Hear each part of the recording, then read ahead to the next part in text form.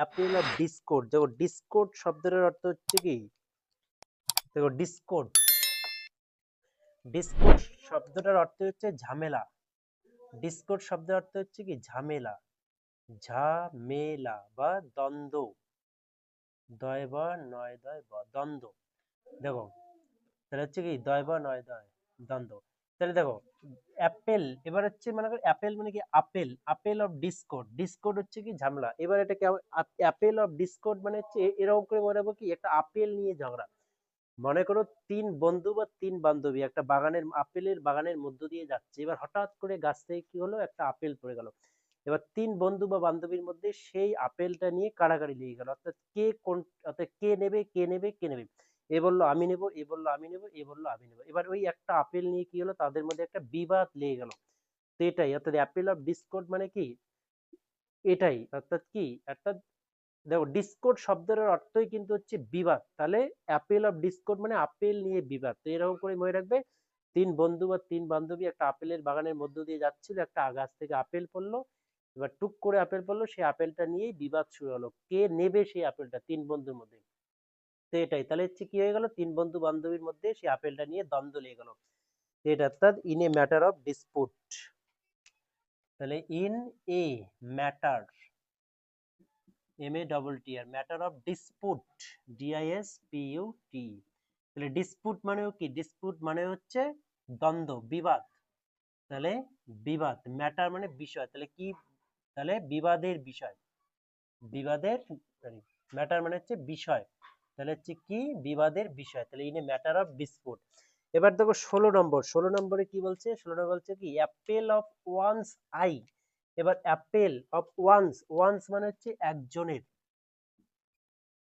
একজনের, আই মানে হচ্ছে চোখ, অ্যাপেল মানে তো apple, apple, apples, Apple of wands I. এবার হচ্ছে মনে করো তিন বন্ধু বা তিন বান্ধবী বাজার দিয়ে যাচ্ছে, এবার হচ্ছে কি কোন একটা মার্কেট, অর্থাৎ আপেলের, যে মার্কেটের মধ্যে দিয়ে যাচ্ছে চারদিকে শুধু আপেলের দোকান আর দোকান, তারা কি করছে চোখ দিয়ে আপেলগুলোকে দেখছে, অর্থাৎ তাদের কাছে পয়সা নেই যে সেই আপেলগুলো কিনবে, কিন্তু তারা চোখ দিয়ে আপেলগুলো দেখছে আর ভাবছে ইস, কি মূল্যবান, যদি আমাদের কাছে টাকা থাকতো যে তাহলে দেখো সেটা হচ্ছে তাদের খুব ফেভারিট, আপেলটা হচ্ছে প্রত্যেকেরই খুব ফেভারিট, অর্থাৎ খুব প্রিয় খাবার। তো সবাই চায় কি যে আপেল খাবে, কিন্তু মেন কথা হচ্ছে তারা দেখছে আর ভাবছে ইস, কি প্রিয় খাবার আমার, কিন্তু আমার কাছে পয়সা নেই যে আমি সেটা কিনে খাবো। তো দেখো আপেল, একজন চোখ দিয়ে, তারা চোখ দিয়ে দেখছে আপেলগুলো, কিন্তু কিন্তু কিনতে পারছে না, আর মনে মনে কি ভাবছে যে খুব প্রিয় এই খাবারগুলো, হচ্ছে কি আমার খুব প্রিয়, অর্থাৎ আমার কাছে, তাদের কাছে খুব প্রিয়। তাহলে এটা মনে রাখবে, তাহলে হচ্ছে ভেরি লাভএবল,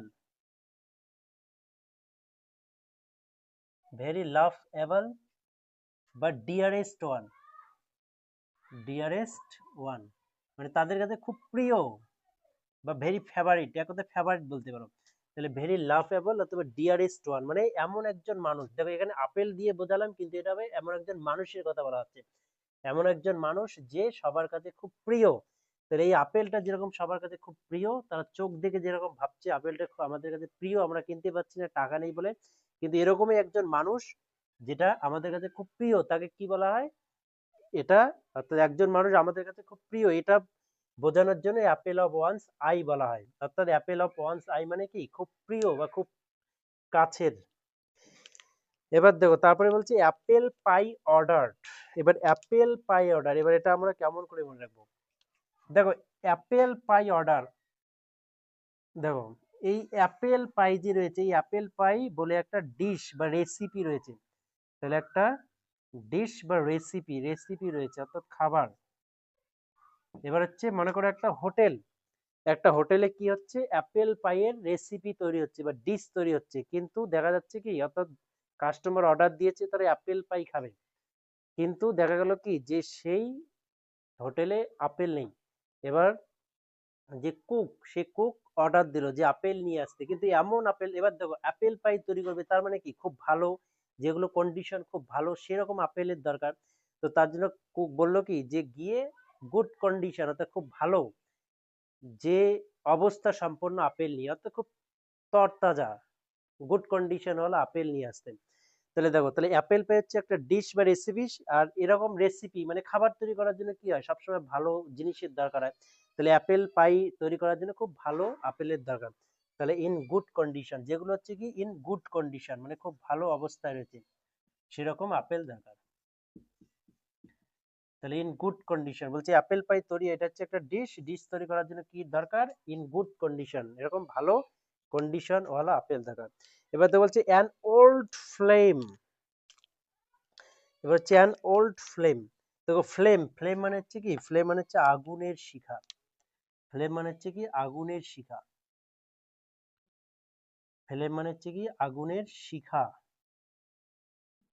দেখো ফ্লেম মানে হচ্ছে আগুনের শিখা। এবার ওল্ড মানে পুরনো, পুরনো আগুনের শিখা, তাহলে এমন একটা আগুনের শিখা যেটা হচ্ছে কি, যেটা খুব পুরনো। এবার পুরনো আগুনের শিখা। এবার দেখো তোমরা সবাই জানো, মানুষ বলে না যে অনেক দিনের কোনো একটা কষ্ট যদি মানুষ পায়, এবার সেই কষ্টটা তাদের ভেতর থেকেই আবার নতুন করে যদি জেগে ওঠে, তাহলে সেটাকে কি বলা হয়, সেটাকেই বলা হয় কি ওল্ড ফ্লেম। অর্থাৎ অনেক দিনের কষ্টটা সে আবার পেল, এবার সেই আঘাতটা আবার তার ভেতর থেকে কি হচ্ছে, প্রজ্বলিত হচ্ছে। তো এবার হচ্ছে দেখো ওল্ড ফ্লেম, অর্থাৎ মনে করো একটা, দেখো একটা ছেলে আর হচ্ছে একটা মেয়ে, একটা ছেলে আর হচ্ছে কি একটা মেয়ে। এবার একটা ছেলে একটা মেয়ে হচ্ছে কি অনেক দিনে রিলেশনশিপে ছিল, মনে করো অনেক দিনের হচ্ছে কি রিলেশনশিপে ছিল, এবার তাদের মধ্যে কি ব্রেকআপ হয়েছে। এবার ব্রেকআপ হয়ে যাওয়ার অনেক দিন হয়ে গেল, কিন্তু কি হয়ে গেল, হঠাৎ করে দুজনের মধ্যে দেখা হয়ে গেল। এবার দুজনের মধ্যে যখন হঠাৎ করে দেখা হয়ে গেল, তখন কি, তখন এই যে ছেলেটা রয়েছে, সেই ছেলেটার সেই পুরনো কথাগুলো আবার মনে পড়লো, যে যখন সে তার কি ছিল, গার্লফ্রেন্ড ছিল। তাহলে যখন সে তার গার্লফ্রেন্ড ছিল তখন তার সাথে সে কথা বলেছে, ঘুরতে গেছে, সেই স্মৃতি, পুরনো স্মৃতিগুলো তার মনের মধ্যে ঘুরছে। তো দেখো তাহলে হঠাৎ করে কি হলো, তার সেই পুরনো যে কষ্টটা, সেই পুরনো কষ্টটা কিন্তু আবার জেগে উঠলো। তো এটাই অ্যান ওল্ড ফ্লেম মানে হচ্ছে কি পুরনো আগুনের শিখা। তাহলে হচ্ছে এমন একটা অবস্থা যে তারা একসময় রিলেশনে ছিল, অনেক দিন পর, ব্রেকআপের অনেক দিন পর তাদের সঙ্গে দেখা হয়ে গেল, তো হঠাৎ করে আবার সেই পুরনো কষ্টটা কি, তার আগুনের আগুনটা দাউ দাউ করে জ্বলে উঠলো। তাহলে দেখো, তাহলে এটা আমরা কি বলতে পারি, আ পারসন ওয়ান্স মানে এক সময়, এমন একটা একজন ব্যক্তি, ওয়ান্স মানে এক সময়, once had a, once had a relationship, relationship with someone, with someone in the past, in the past. দেখো একজন মানুষ যার অতীতে কারোর সঙ্গে কি ছিল, একটা সম্পর্ক ছিল। তাহলে এমন একটা মানুষ যার অতীতে কারোর সঙ্গে একটা সম্পর্ক ছিল, তাহলে এটা হচ্ছে কি, এটা হচ্ছে অ্যান ওল্ড ফ্লেম। আর সে হঠাৎ করে দেখলো, তাহলে কি হয়ে গেলো, তার ওল্ড ফ্লেম, অর্থাৎ পুরোনো আগুনটা জ্বলে উঠলো দাও দাও করে।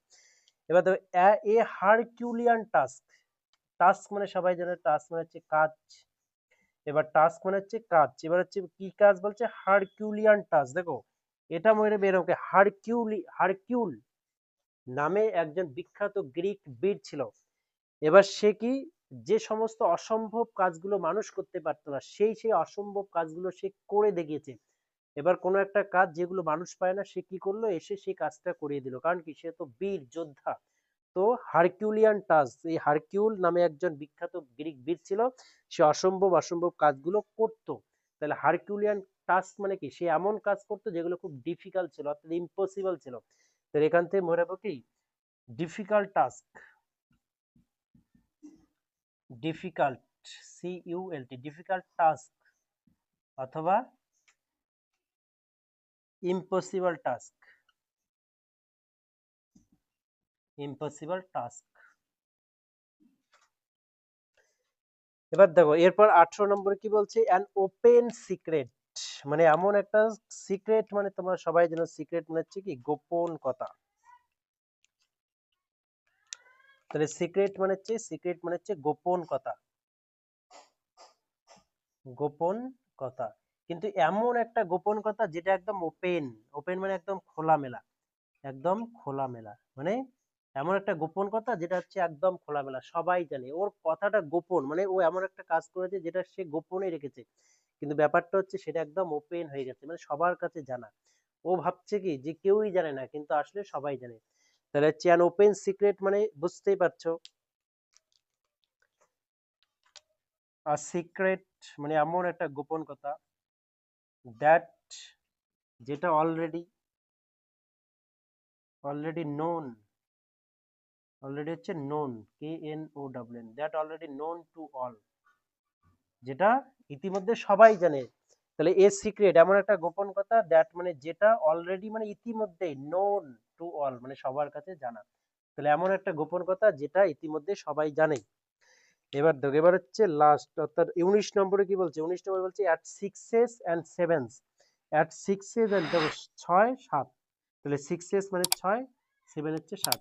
তো একটা কথা রয়েছে যে 9 6 9 6 9 6 মানে কি তছনছ করে দাও, 9 6 করে দাও, তছনছ করে দাও, কিন্তু এটা বলছে কি সিক্সেস অ্যান্ড সেভেন্স, 6 7।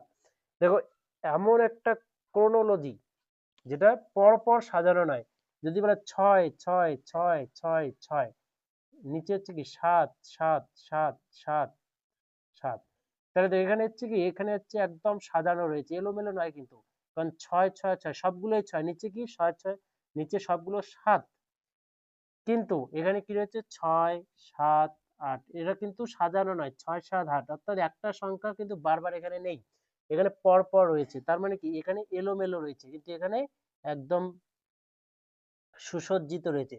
তাহলে দেখো 6 7 6 7 মানে কি হচ্ছে in disorder, in disorder, in disorder. তাহলে দেখো দেখো তাহলে ইন ডিসঅর্ডার মানে হচ্ছে সাজানো নেই, একদম এলোমেলো, ডিসঅর্ডার মানে কি এলোমেলো, তাহলে এলোমেলো রয়েছে।